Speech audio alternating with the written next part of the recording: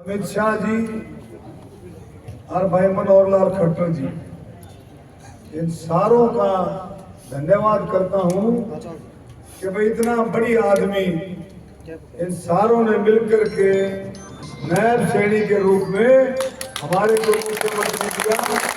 बहुत बहुत धन्यवाद। और भाई एक बात और सुन लो,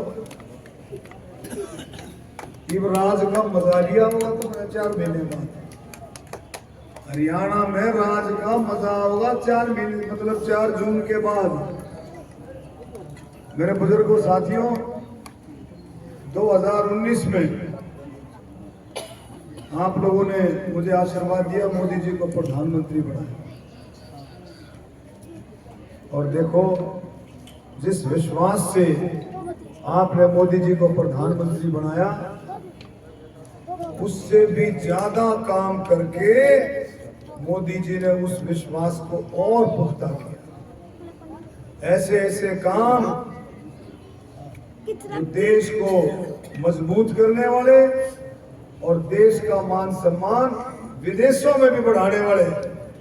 धारा 370-35 है, राम मंदिर, करतारपुर कॉरिडोर, 3 तलाक, महिला आरक्षण, कितने बड़े काम। कांग्रेस हो तो ये काम कर दे, जो डॉक्टर साहब कांग्रेस हो तो ये काम करके दिखा दे। बिल्कुल। देखो, कांग्रेस ये कहती है अगर हम दोबारा से गलती से 30-40 साल भी बाद भी अगर ताकत में आ गए तो भैया धारा 370 फिर से लागू कर देंगे। और राम मंदिर में भी तोड़वा सके ही हकीकत बता, ये तोड़ भी नहीं दोगे तो मान लिया, लेकिन ये काम कर सके।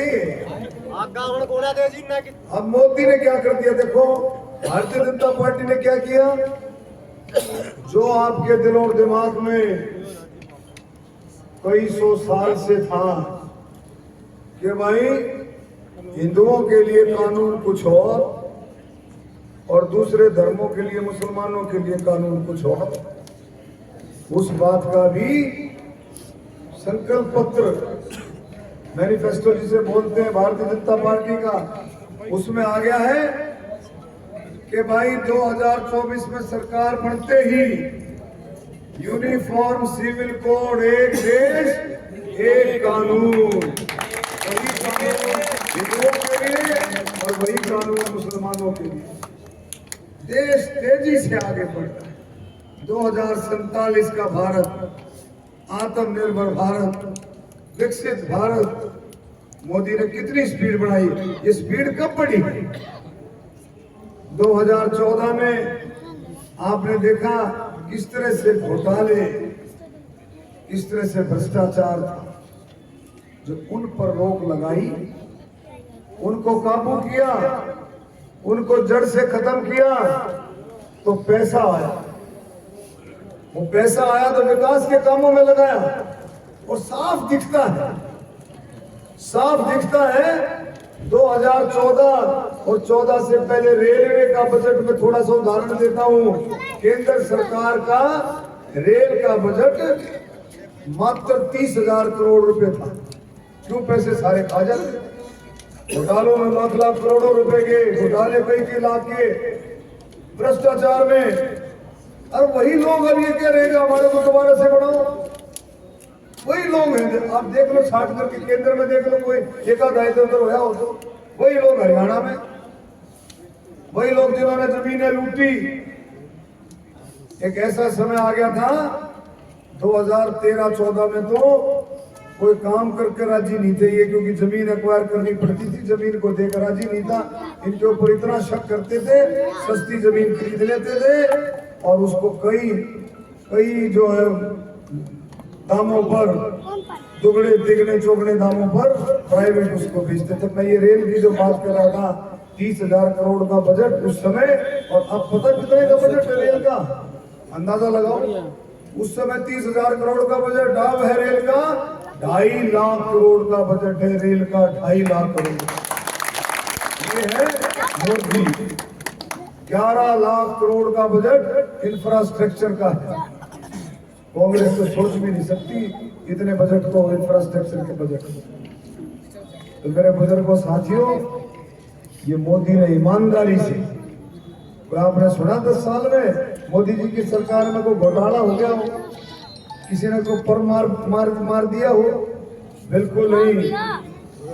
मोदी की जो नजर है, देख रेख है, वो इतनी जबरदस्त है। दूसरी बात और है भाई, मोदी को साधारण इंसान नहीं, दिव्य शक्ति है।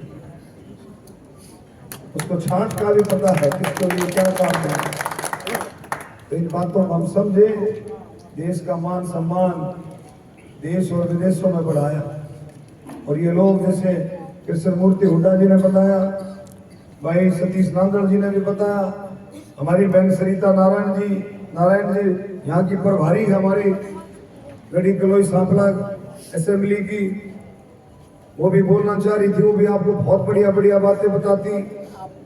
भाई दीपक हुड्डा जी को जानते हो कि नहीं?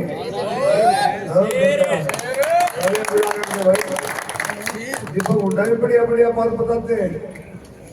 खिलाड़ी अर्जुन अवार्डी है, 9 साल तक कबड्डी टीम के कप्तान, और मोदी जी के नेतृत्व में भारतीय जनता पार्टी में शामिल हुए कि मोदी जी की नीति और नियत खिलाड़ियों के प्रति गजब की है। इसलिए दीपक हुड्डा सिंह की दोनों भारत माता की हमारे मंजू हुड्डा आपके बीच में बैठी है।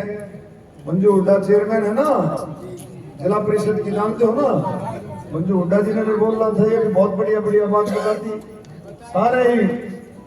सारे साथी आपको और सारे गति कमर कस के, क्योंकि मोदी जी ने चारों तरफ देश में मोदी मोदी मोदी कमल का फूल चारों तरफ। और क्यों? क्योंकि इनका पता लग गया झूठ अफवाह दुष्प्रचार की राजनीति करते हैं, लोगों ने पकड़ लिए। हमने बताओ भाई क्या है ये सांसद, और चुनाव किसका लड़ रहा है? चुनाव किसका लड़ रहा है? सांसद का चुनाव लड़ रहा है, सांसद। और लोगों को कृष्ण मूर्ति जी बता रहे हैं कि बात तो सारी की सारी अब ये सपने में सोचते हैं। अब ये जिंदगी में परमात्मा बड़ी ताकत है, इनकी झूठ, इनकी अफवाह, इनकी दहशत, इनका भय वाला वातावरण बनाने का तरीका लोगों को समझ में आ गया है। अब ये कभी मुख्यमंत्री बन नहीं सकते, ये मैं लिख करके देता। अभी कृष्ण मूर्ति हुड्डा जी आपको बता रहे थे किस तरह से भय का वातावरण पैदा करते हैं। आपने थोड़े दिन पहले रणबीर कादियान की स्टेटमेंट सुनी होगी, 5 साल पहले की बात बोले भाई मारकाट हो जाती। अरे भाई 5 साल बाद चुनाव आया है, ये मारकाट को याद दिला रहे हैं। उनको समझ में आना चाहिए कि ये राज मोदी जी का राज है भाई, मोदी का। हरियाणा में नायब सैनी का राज है, ध्यान से चलना। यहाँ पर कोई दबड़े वाला नहीं है, ये हरियाणा है, यहाँ पर दबड़े वाला नहीं। यहाँ के नौजवान, ये बुजुर्ग मौज मस्ती से, ताकत से जम करके इलेक्शन में वोट डालते, किसी की दाब नहीं मानते। ये ना दबड़े की बात है, किसी की दाब नहीं मानते। और इलेक्शन कमीशन अब की बार पूरा सख्त, परिंदे को भी पर नहीं मारने देगा। आपको मैं बता देता हूँ, बिल्कुल ठोक करके आपने चुनाव लड़ना है। और भाई बिल्कुल साथ खड़े हैं, आधी रात को भी याद कर लेना, आपके साथ खड़े मिलेंगे मेरे बुजुर्गों साथियों। और भाई देखो व्यवस्थाओं में बदलाव, आप देखो हसनगढ़ 35 से 40 नौकरियां लगी हैं जिनमें कोई खर्ची पर्ची नहीं, गरीब से गरीब आदमी। और गरीब आदमी की पूंजी उसके बच्चे, लड़का हो या लड़की हो, उसकी पूंजी उसके बच्चे, लड़के लड़कियों को, बच्चों को पढ़ाओ। और आप देखो कि इतना बदलाव आ गया है। आप गांवों में जाकर के देखो, मुझे बताते हैं लोग, गलियों में निकलो, आप देखोगे लाइटें जलती मिलेगी, आप देखोगे बच्चे पढ़ रहे होते, उनकी समझ में आ गया, उनकी समझ में आ गया कि भाई पढ़ लिख करके मजबूती से नौकरी मिलेगी, और जो कोई भी घर अगर खुशहाल है तो उसमें अगर देखोगे उनके बच्चे पढ़े हुए, और ये फिर दोबारा से हरियाणा को उसी उसमें लेके जाना चाहते हैं। हरियाणा मुश्किल से हरियाणा का नौजवान लाइन पे आया, उसको समझ में आया कि भाई मेरी मेहनत से मुझे नौकरी मिलेगी, लेकिन ये फिर चाहते हैं कि पर्ची सिस्टम, खर्ची सिस्टम फिर से चले। लेकिन हरियाणा के नौजवान ने उसको रिजेक्ट कर दिया, उससे मुंह मोड़ लिया कि नहीं, हमारे को यही व्यवस्था पसंद है, इसी को चाहते जो मोदी जी ने और नायब सैनी जी ने शुरू कर दिया। किसान हो, गरीब हो, दलित हो, बैकवर्ड हो, कर्मचारी, व्यापारी हो, बुजुर्ग हो, महिलाएं हो, स्वतंत्रता सेनानी, शहीदों के परिवार, आप उठा के देखो खिलाड़ियों को, कि इनकी जो सम्मान राशि है सभी कितनी बढ़ा दी। ये मोदी जी का कमाल है। तो भाई मैं ये कहूंगा, सारे समझे समझाए बैठे हो, अपने इलेक्शन की चौकसी रखो। ये इलेक्शन बहुत महत्वपूर्ण है, बहुत इंपॉर्टेंट इलेक्शन। बहकाने वाले लोग आएंगे, एक के घर में घुस घुस करके बहकाने की कोशिश करेंगे, लेकिन भाई कतई नहीं दबना है, कतई बहकावे में नहीं आना है।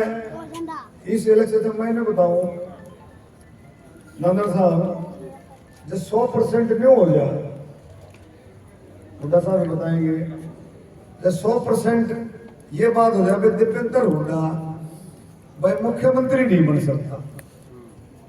मैं एक एजम्पशन कर ली कि वो मुख्यमंत्री नहीं बन सकता। अगर दीपेंद्र हुड्डा मुख्यमंत्री नहीं बन सकता, जिसे चुनाव किसका है, चुनाव किसका है, इसको ये कहना चाहिए भाई एमपी का चुनाव है, लोकसभा का चुनाव, भाई मैं लोकसभा का चुनाव लड़ रहा हूं। हम भी तो कह रहे हैं लोकसभा का चुनाव लड़ रहे हैं, मोदी को प्रधानमंत्री बनाने का चुनाव लड़ रहे हैं। अगर ये कह करके मैदान में आए तो मैं घमंड नहीं करता, जैनू क्या करके आया ना भाई मैं एमपी का चुनाव लड़ रहा हूं, तो इसकी जमानत भी नहीं बच सकती, मैं गारंटी से कहता हूं। इसको बेड़ा पड़ जाए चुनाव ऐसे लड़ते। ये तो लोगों को बहका करके, लोगों को बहका के, अफवाह फैला करके लोगों की राजनीति नहीं करते। ये राजनीति करते हैं सोशल मीडिया की। सोशल मीडिया, व्हाट्सएप, ये यूट्यूब, 5-7 यूट्यूब अपने घर की बना ली, इंस्टाग्राम, उसकी राजनीति करते हैं, अफवाह फैलाने की, झूठ बोलने की। अगर सच्चाई की राजनीति करे तो कहीं भी स्टैंड नहीं करते, कहीं भी स्टैंड नहीं करते, कहीं भी। और भाई हमने एक बात और रखी थी कि बहादुरगढ़ से सांपला तक मेट्रो लेकर के आएंगे। हमने बात रखी थी, बहादुरगढ़ से आसोदा मंजूर हो गई है।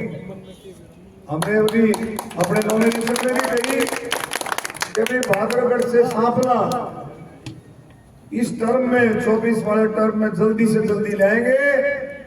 हमने कर दिया था ऐलान, हम काम करने वाले लोगों में, हम बहकाने वाले लोगों में नहीं है कि भाई अगर बहादुरगढ़ से सांपला मेट्रो नहीं लेके आ सके तो अगली बार हम चुनाव भी नहीं लड़ेंगे। भाई ये भी हमारा संकल्प है, 100% इस काम को करके देंगे, 100% इस काम को करके देंगे।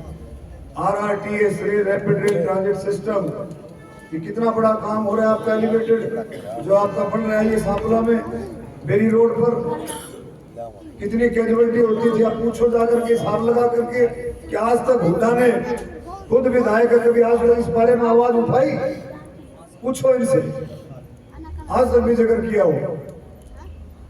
तो ये सिर्फ बहकावे की राजनीति करते हैं। भाई समझना पड़ेगा और अपनी चौकसी रखनी पड़ेगी।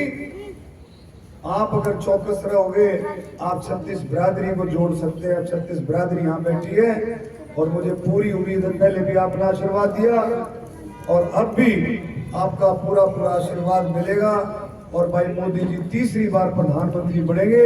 इस देश का भविष्य, इस देश का भविष्य मोदी। इसमें कोई दो नहीं। नौजवानों का भविष्य मोदी है। पहले 10 लाख रुपए था, 20 लाख रुपए हर नौजवान को। कोई नौजवान अगर अपना काम करना चाहता है तो 20 लाख रुपए का लोन वो बिना गारंटी, बिना कोई कोलेट्रल के वो ले सकता है। किसी नौजवान ने अगर लेना हो तो भाई मेरे से संपर्क कर लेना, मेरे दफ्तर से। उसको जल्दी से जल्दी अगर को काम करना चाहता है उसको लोन दिलवाने की गारंटी मेरी है, बगैर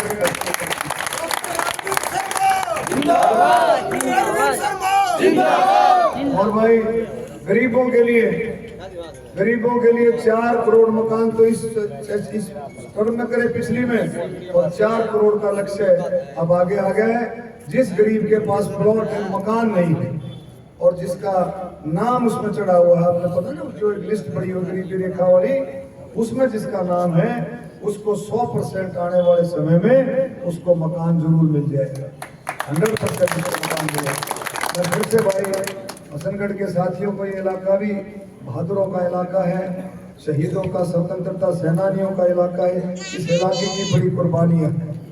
मैं बार बार भाई इस इलाके को नमन करता हूँ, और आपका आशीर्वाद, बार बार आपका आशीर्वाद मिले ऐसी मैं कामना करता हूँ। भाई कोई गलतियां रही हो, कोई कमी रही हो तो आके भाई उसको पूरी करेंगे। मैं समझता हूँ आने जाने